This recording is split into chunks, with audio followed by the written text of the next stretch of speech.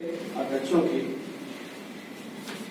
इस आवश्यक बैठक में उपस्थित गांधी भवन की ऐतिहासिक हाल में उपस्थित आप सभी साथियों का मैं हृदय से अभिनंदन और वंदन करता हूँ। आज इस अवसर पर अचानक ही हम लोगों ने तय किया 2-3 दिन पहले ही आमा स्वरूप ने, और हम लोग ने सोचा कि कोई राष्ट्रीय पदाधिकारी आए और हमारे प्रभारी आए मध्य प्रदेश के, बहुत ही अच्छा होगा। और हमारा निवेदन स्वीकार किया हमारी राष्ट्रीय महासचिव प्रोफेसर सुशीला मोराली जी ने, ताई ने, जिन्हें परिचय से ताई कहते हैं आदर के भाव से, और वो यहाँ आई। मुझे आशा और पूर्ण विश्वास है कि हम लोगों की संगठन की जो हमारे साथियों की मंशा है उस पूरी मंशा को, और जो हम लोग कर रहे हैं यहाँ पर काम, और क्या संभावनाएं संगठन को आगे बढ़ाने हो सकती है, केंद्रीय नेतृत्व से मिलकर आप कुछ अच्छा निर्णय है भविष्य में लेंगी, इसी और आशा विश्वास के साथ। और साथियों, लोकतांत्रिक जनता दल, गांधी भैया, जयप्रकाश, मामा बनेश्वर दयाल, बच्चन नायक और शरद यादव के विचारों की पार्टी है। एक जिंदा आदमी, एक सच्चा आदमी, एक बिना दाग वाला आदमी हमारा ही नेता इस भारतवर्ष में बचा है। अगर मैं ऐसा कहूं तो इसमें कोई अतिशयोक्ति नहीं है।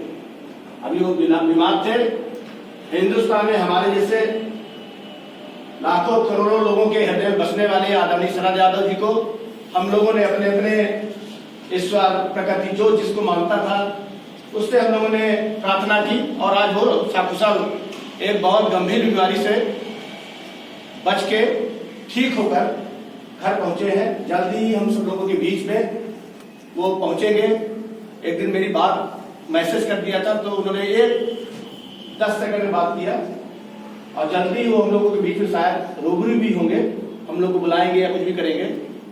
हम लोग उनके स्वास्थ्य की कामना करते रहे। साथियों, लोकतांत्रिक जनता दल लोकतांत्रिक मूल्यों और समाजवादी विचारधारा का दल है। हमारा सपना है, हमारी पार्टी का सपना है इस देश की सामाजिक विषमता को दूर करना, आर्थिक गैर बराबरी को दूर करना।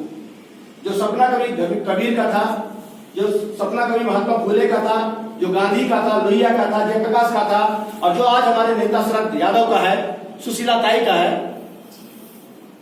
अन्य हमारे तमाम साथी थे जो हमारे इस आंदोलन में रहे खपे, उन तमाम और आपका सपना, इस सपना को साकार करने का दायित्व आज हम सबके कंधों में है। अशोक शर्मा जी से लेकर विकास नवांदे जी से लेकर राधेश्याम अग्रवाल जी बैठे हैं, भैरव दादा बैठे हैं, सीहोर से सक्सेना जी बैठे हैं, तमाम पुराने साथी हैं। आप लोगों का आशीर्वाद रहेगा तो निश्चित रूप से प्रदीप गुप्ता, हरिओम सुरवंशी, स्वरूप नायक, राम रतन जी, शुभम यादव, हम सब, अजय यादव, हम सब मिलकर, धर्मेंद्र तिवारी, हम सब मिलकर, रावत जी का भी आशीर्वाद चाहिए। सब लोग हम सब मिलकर एक अच्छा मध्य प्रदेश संगठन खड़ा कर पाएंगे, ऐसा आशा और हमको पूर्ण विश्वास है। आज हम कोरोना काल की महामारी का जो ये 9, 10, 11 महीना हो गया, इसके बाद एक साथ बैठे हैं यहाँ पर। पूरे देश और प्रदेश में इस कोरोना महामारी के चलते आम आदमी का जीवन, आम नागरिक का जीवन बड़ा अस्त व्यस्त हो गया है, दुरूह हो गया है। और ऐसे में केंद्र में बैठी मोदी सरकार कोरोना जैसी महामारी में आपदा में अवसर का लाभ लेकर पिछड़ा, गरीब, दलित, किसान, मजदूर विरोधी कृत्यों में लिप्त है।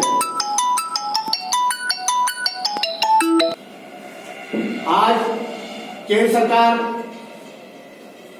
गरीबी के सवाल, मजदूरी के सवाल, किसानी के सवाल, बेकारी के सवाल, बेबसी के सवाल, लाचारी के सवाल, इन तमाम सवालों पर किनारा काटे हुए बैठी है, मौन धारण करे हुए बैठी है। आजादी के 74 साल हो गए।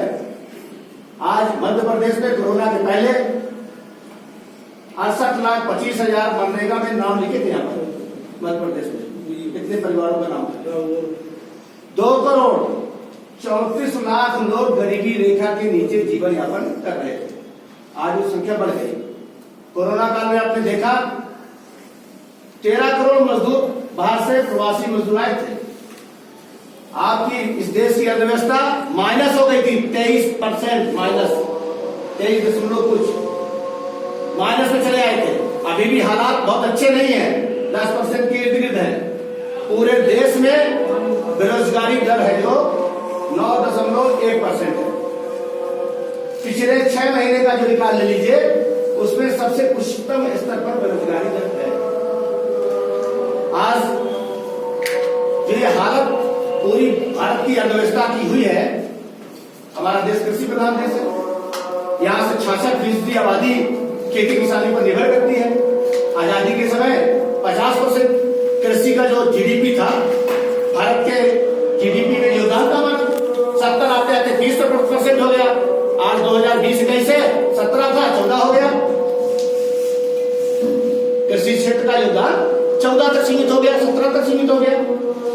और हिंदुस्तान की 2/3 जनसंख्या से ज्यादा, मान 73% जनसंख्या खेती खलिहानी से प्रत्यक्ष या अप्रत्यक्ष रूप से जुड़ी हुई है। प्रत्यक्ष या अप्रत्यक्ष रूप से जुड़ी है। माने इतनी बड़ी आबादी को अगर कोई सेक्टर उसकी जीविका का साधन देता है तो केवल खेती है। माने बहुत बड़ी हिंदुस्तान की बहुत बड़ी जनसंख्या को जीविका का साधन, उसके पेट भरने का, उसके पालन पोषण का कोई आधार है तो खेती है। ये मुख्यमंत्री प्रधानमंत्री जी नारा लगाते हैं।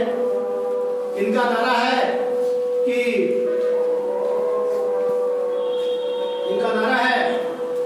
आत्मनिर्भर भारत बनाना है, देश नहीं बिकने दूंगा। उल्टा करते हैं, पूरा का पूरा उल्टा चलता है इनका। इस देश में 2 व्यक्ति ऐसे थे जो अपने पराक्रम से, अपने परिश्रम से हिंदुस्तान की बंजर भूमि को जोतकर सोना उगाने वाली कौम किसान, हिंदुस्तान की बंजर भूमि को जोतकर सोना उगाने वाली कौम किसान आत्मनिर्भर राष्ट्र के लिए और इस देश की खाद्यान्न सुरक्षा के लिए अभूतपूर्व कार्य करता रहा। पिछले 10 सालों में अगर आप पूरे देश का इतिहास देखें तो राजे भैया हमें गर्व होना चाहिए कि भारत ही है 3 लाख टन चावल अकेले हम निर्यात करते हैं विदेशों में। हम 4 जिन्स ऐसे हैं जिसमें हम नंबर 1 या 2 हैं। कौन कौन सा जिन्स? गेहूं, चावल, कपास और चीनी। इन 4 चीजों में हम विश्व में निर्यातक है, विश्व के निर्यातक है। नंबर 1 में है या 2 में है? इसका मतलब साफ है, इसका मतलब साफ है कि भारत का जो किसान है वो इस देश को आत्मनिर्भर बनाने के लिए अपने माथे का पसीना तलवे तक पहुंचाने के लिए और इस देश की खाद्यान्न सुरक्षा को बनाए रखने के लिए बहुत परिश्रम किया, वर्षों से कर रहा है। ये कौन सी आत्मनिर्भरता की बात है?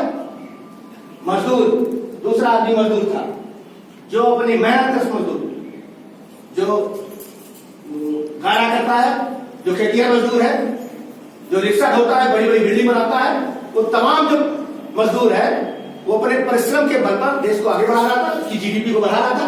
कोरोना काल में 2.3% जीडीपी बढ़ी है तो आपका खेती का योगदान है -23 से कम हो जाता था। तो ये मजदूर जिसकी कोई सुध लेने वाला नहीं है, सबसे अंतिम वाला चलने वाला आदमी है। 34 करोड़ है जनसंख्या इस देश में, 34 करोड़ लोग, और जो 13 करोड़ लोग पलायन किए थे प्रवासी भारतीय लोग, उनमें भारी संख्या में यही तो है। और किन स्टेटों के हैं? इन्हीं की स्टेटों के जहां की सरकार है। और हमारे मध्य प्रदेश में इन्हीं की स्टेटों से धान आता है तो ये लोग उनको पकड़ लेते हैं, बोलते हैं यूपी से धान आया है, इसको गोली मारो। ये राष्ट्रद्रोह कर रहा है, इसको अपराधी प्रकरण बना दो, वो भी तो देश के नागरिक है। तुम 1100 देते हो, वहां 1867 आता है, इसलिए बेचने चलाता बेचारा बिहार का यूपी का, तुम्हारी ही सरकार है। पेट्रोल वहां से बेचारा चार घाट के उस पार से रीवा से कोई पेट्रोल लेके आता, उसको जबरदस्ती पकड़ लेते हैं समाजी, 10 रुपया का अंतर है। तुम्हारी वहां भी सरकार है, यहाँ भी सरकार है, दोनों जगह सरकारें हैं।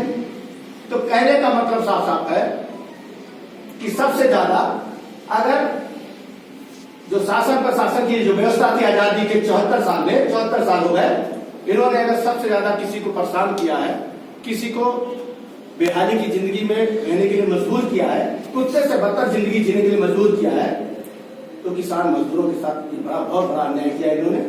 और ऐसे समय में जब भारत की जो कृषि मंडियां है, जिसमें अड़तिया कुछ शोषण कर लेते थे, कुछ टैक्स लगा के कुछ 2-4 रुपया मांग लेते थे, जलावन काट लेते थे गेहूं वगैरह नाप में, तो वो छोटी सी बीमारी थी। तो 74 साल में कोई नहीं ठीक कर पाया। कांग्रेस भी आई, ये भी हरियाली आंसू बहाते हैं, कांग्रेस और भाजपा दोनों हरियाली आंसू बहा रहे हैं। 91 में उदारीकरण, निजीकरण और ग्लोबलाइजेशन के नाम पर धर्मेंद्र जी जानते हैं, हम लोग लड़ते थे, साथ में थे, तो वो बीजेपी के साथ में हम लोग रोशनपुर चौराहे में इनके खिलाफ प्रदर्शन किया था। ये जो हो रहा है, ये इसमें कांग्रेस का भी योगदान है। इसीलिए भाजपा बोलती है कि जीएसटी तो कांग्रेस भी ला रही थी, फला चीज तो कांग्रेस भी ला रही थी, तो हम तो ऐसा बाद में कर रहे हैं, ये तो पहले कर रहे थे, इन्होंने निजीकरण तो पहले कर दिया था, हम बाद में ला रहे हैं। ये दोनों किसान और मजदूर के मामले में हरियाली आंसू बहा रहे हैं। और कोरोना में आपदा का अवसर लेकर इस सरकार को किसानों और मजदूरों के लिए कुछ बेहतर काम करना चाहिए था, उनका जीवन बनाना चाहिए था, उनको 5-10 हजार रुपये महीने का कुछ मदद करना चाहिए था हर महीने का। कोरोना काल के समय चूंकि उनका रोजगार धंधा छूट गया था, तो उन्होंने कुछ ऐसा कुछ नहीं किया। और छोटी सी बीमारी हड्डियां जो परेशान किए थे किसानों को, उस बीमारी को बड़ा सा फोड़ा जो कैंसर का कुछ था, ऐसे लोगों के लिए आए। अड़तिया की परेशानी को बचाने के चक्कर में बड़ा अड़तिया आ गया, बड़ा कॉर्पोरेट आ गया, बड़ा पूंजीपति आ गया। 3 कानून ले आए। पहला कानून कृषि उपज से है, संवर्धन, और जो दूसरा कानून जो मूल्य निर्धारण से संबंधित है, और तीसरा कानून आवश्यक वस्तु संशोधन अधिनियम। 3 कानून ले आए। अब इन 3 कानूनों से माने किसान को मौत के कुएं के पास पहुंचा देना है, माने फांसी का फंदा दे दो किसान के हाथ में, वो लटक जाए खुद। ये स्थितियां हो गई। एमएसपी की गारंटी किसान संगठन लोग चाहते हैं, पूरे देश का किसान। आपको मैं थोड़ा सा याद दिला दूं आज की स्थिति में, थोड़ा सा कोशिश कीजिएगा इस भावना को समझने के लिए। आज 135 से ज्यादा लोग आज की डेट में किसान लोग शहीद हो गए, ठंड के कारण मर गए, मृत्यु के काल के काल में चले गए। 57 दिन है। हम लोग नए दिन से रीवा में उनके पक्ष में अनशन किए हैं, कृषि उपज मंडी में। रामनगर की धरना दे रहे हैं, तमाम दूसरे साथी सिलेक्ट कर रहे हैं, कविता भगोरा वगैरह भी कर रही थी। हम लोग भी धरना देके आए थे। 2 बार भारत बंद हुआ, जिसमें हम लोग की प्रमुख भूमिका रही। हम लोग किसानों के साथ बिना झंडा लगाने के भी साथ में चले थे, हम लोगों ने साथ दिया। आप समझ लीजिए कि भारी संकट में है देश, इतनी बेईमान सरकार है, इतनी निष्ठुर है, इतनी बेधर्मी है। ये धार्मिक अपने बताते हैं, अधर्मी लोग हैं। किसान अन्नदाता बनाते थे। जब वोट लेने गए 2014-15 में, इसी प्रधानमंत्री ने कहा कि स्वामीनाथन आयोग की रिपोर्ट लागू करेंगे, 2 करोड़ लोगों को रोजगार देंगे, लागत मूल्य का दुगना देंगे किसानों को। आज क्या हो रहा है? आज क्या कर रहे हैं? स्वामीनाथन आयोग की रिपोर्ट लागू हो गई, सुप्रीम कोर्ट में जाके हलफनामा दे आए हैं कि हम लागू नहीं कर सकते। ये तो वादा खिलाफी वाली सरकार है, धोखेबाज सरकार है। इसने किसानों के साथ जो वादा किया है, उसके साथ दगाबाजी वाली सरकार है, दगा की सरकार। तो मेरा कहना साफ साफ है कि आज पूरे देश के किसानों का यह कहना है, ये वो चाहते हैं कि हमको न्यूनतम समर्थन मूल्य की जो गारंटी है उसको इनको देना पड़ेगा। आज किसान जाता है, मान लीजिए आप केवल 1 महीने के लिए छूट देते हो कि 10 दिन 15 दिन के लिए कि इस ठंडी में तुम जाओ अपना गेहूं बेचिए ना, कई दिन से 17 दिन से, बाकी मतलब नहीं है, 1 दिन से मतलब है हमको 1 या 2 दिन से, बाकी चीज तो हम मार्केट में खुले मार्केट में बेचते हैं और हमको अपनी उपज का मूल्य नहीं मिल पाता है, ठीक है ना किसान को। अब हम गए 15 दिन 17 दिन का टाइम है और उसमें रात भर किसान लिए ट्राली बैठा हूं। ऐसा क्यों नहीं करते भाई कि हमको गारंटी दो। एक महीने के बाद मान लीजिए राजा भैया मैं बेचना चाहता हूं, मैं 2 महीने बाद बेचूंगा, मेरे पास स्टोरेज है मान लीजिए गेहूं रखने का, मैंने 2 महीने बाद बेचना चाहता हूं, तो मुझको सुविधा मिलनी चाहिए ना। सरकार मेरा गेहूं लेना चाहिए सरकार को, या तो न्यूनतम मूल्य का आश्वासन दे कि मैं कहीं भी निजी व्यापारी को बेचूं तो 1868 में मिलना चाहिए। आपको मालूम है, आपको बड़ा दुख होगा इनकी ये जो माया जाल है किसानी का, इतना बड़ा माया जाल है, बहुत दुख होगा। स्वामीनाथन आयोग ने रिपोर्ट में जो सर्वे कराया था, धान का जो मूल्य है जो वर्तमान में लागत मूल्य जिसे सीटू लागत कहते हैं, सीटू लागत का मतलब मान लीजिए दिलीप सिंह के पास जमीन नहीं है, मैंने आपसे आपकी जमीन किराए में ले ली, तो किराए का भाड़ा,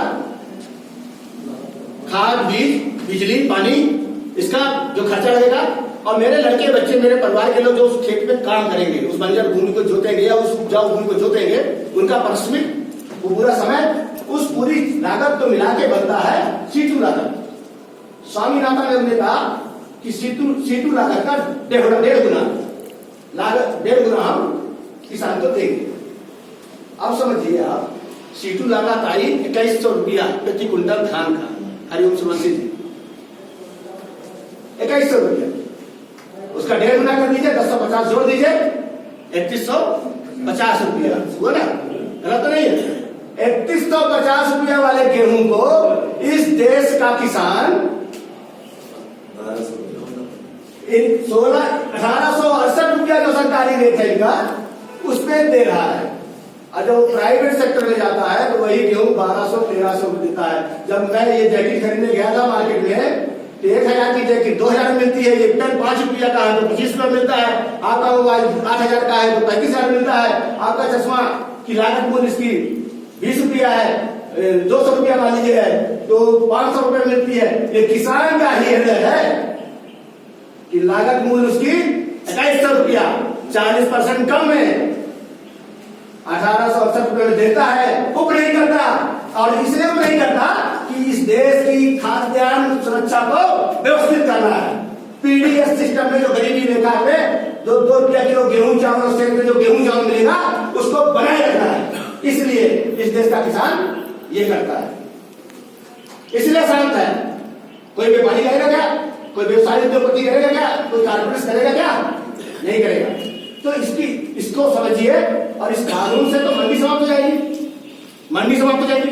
ये क्या करेंगे, निजी मंडी खोल दिया, इसे नालायक, सबसे नालायक ये जो मामा बना है मुख्यमंत्री हमारा, सबसे पहला घोषणा ही करता है निजी मंडियों को खोलने का। अब निजी मंडी वाला मान लीजिए 300-400 करोड़ रुपया जब मंडी खोली जाएगी दादा, तो 300-400 करोड़ रुपया लगेगा, बड़ा व्यापारी खोलेगा, हम तो नहीं खोलेंगे, ठीक है ना। उसका स्ट्रक्चर बनाने में ये सब करने में 300-400 करोड़ लगेगा। 1800 रुपया भी है तो 1900 रुपया दे देगा आपको इस साल। कि अगले सीजन में जब मूल्य तय होगा, न्यूनतम समर्थन मूल्य सरकार का, मान लीजिए किसी चीज का 2000 तय है तो 2025 में देगा रेट।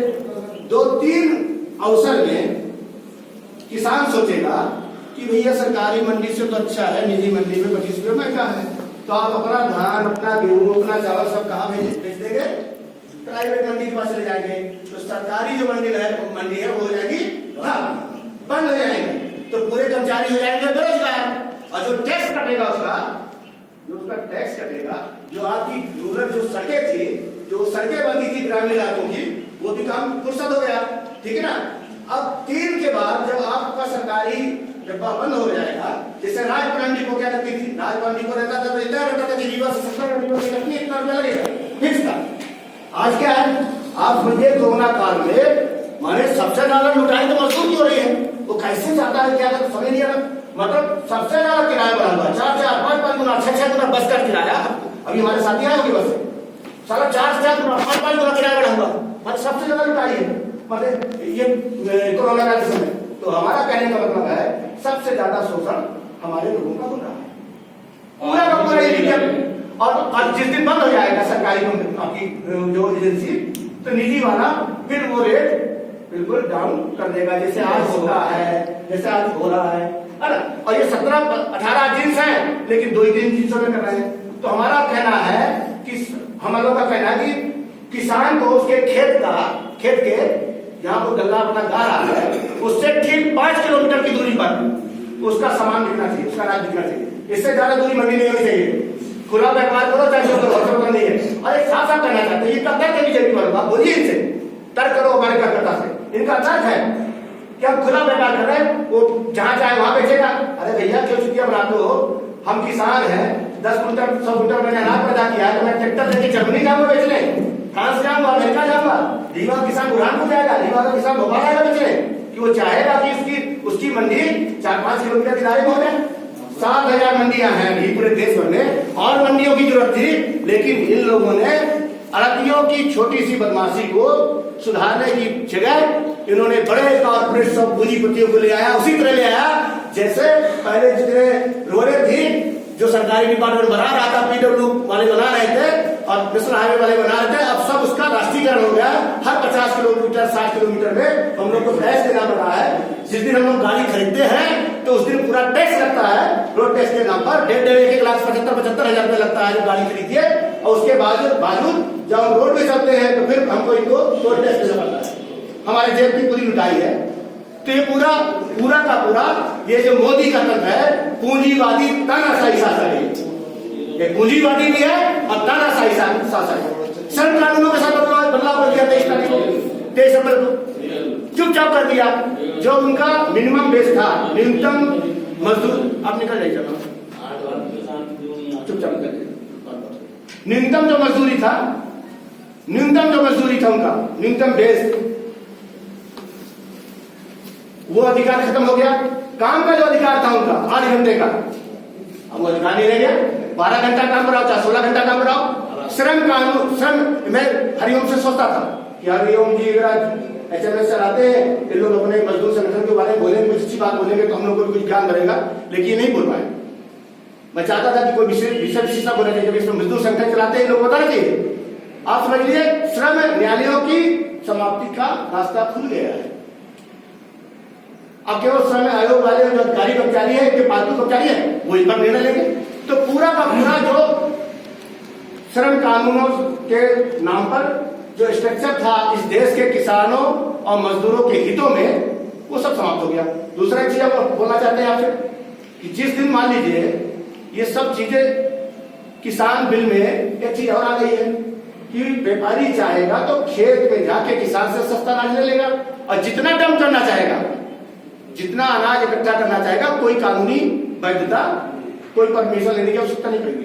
100% जब तक मूल्य न बढ़े तब तक तो वो चुपचाप डंप कर लेगा अपने गोदामों में। और वो बन गए हैं पानीपत और लोरठा में, इनके बन गए पहले से स्टोरेज बन गए इनके, हाँ इनके बन गए, पहले से बन गए। इनको मालूम था, इनके पूंजीपतियों को, अडानी जी को, अंबानी जी को मालूम था। अब हालत बदतर हालत यह होगा कि मतलब हम लोग के पास अनाज रहेगा नहीं किसान के पास, और इनके पास चला जाएगा, मार्केट में नहीं रहेगा, तो क्राइसिस हो जाएगा। और जब क्राइसिस हो जाएगा तो भाई साहब आप मान लो थोड़ी देर के लिए बाबू है, आपसे नौकरी से मतलब है, जो खेती से मतलब नहीं है, आप दुकानदार हैं, आपको खेती से मतलब है नहीं, मतलब बाकी आपकी दुकानदारी से मतलब है, लेकिन खाना तो खाने जाओ ना, गेहूं चावल तो खरीदने जाओ मार्केट में, उपभोक्ता तो हो ना इस देश के। तो इस देश के उपभोक्ता को महंगा गेहूं चावल मिलेगा, महंगा अनाज मिलेगा, महंगा दलहन मिलेगा। इसका मतलब ये सरकार कृषि कानूनों और श्रम कानूनों के माध्यम से इस देश के किसानों, मजदूरों और मध्यम वर्ग के लोग जो हैं, जो आम जन लोग हैं, जो गरीब लोग हैं, उनको उनकी कमर तोड़ने वाला ये कानून है, उनको नष्ट कर देगा, ये मौत के कुएं में ले जाएगा ये कानून। तो ये पूरे हालात है। और ये सरकार दोगली सरकार है। सबसे ज्यादा 3,36,231 करोड़ रुपया 2014-15 से लेकर आज तक 6 सालों में मोदी सरकार ने